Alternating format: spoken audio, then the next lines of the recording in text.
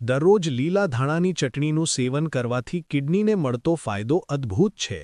તે શરીરમાંથી ટોક્સિન્સ દૂર કરીને કિડનીને સ્વચ્છ અને સ્વસ્થ રાખવામાં મદદ કરે છે.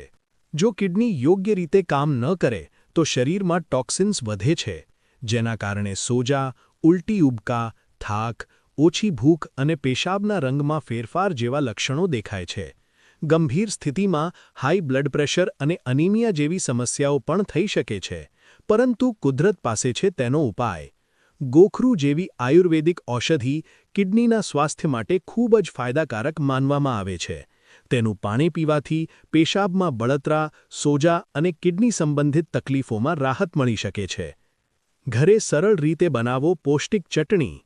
લીલા ધાણા, ટામેટાં, લીલા મરચાં અને તુલસીના પાન સાથે બનેલી આ ચટણી માત્ર સ્વાદિષ્ટ જ નથી, પણ પાચન સુધારે છે, ઇમ્યુનિટી વધારે છે અને પેટની તકલીફોને દૂર કરવામાં મદદ કરે છે. નિયમિત રીતે આ ચટણીનું સેવન કરો, દરરોજ અથવા અઠવાડિયામાં 3 થી 4 વખત. જો આ માહિતી તમને સારી લાગી હોય તો વિડિયોને લાઇક કરો, શેર કરો અને આવી વધુ માહિતી માટે અમારા પેજને ફોલો કરવાનું ભૂલશો નહીં.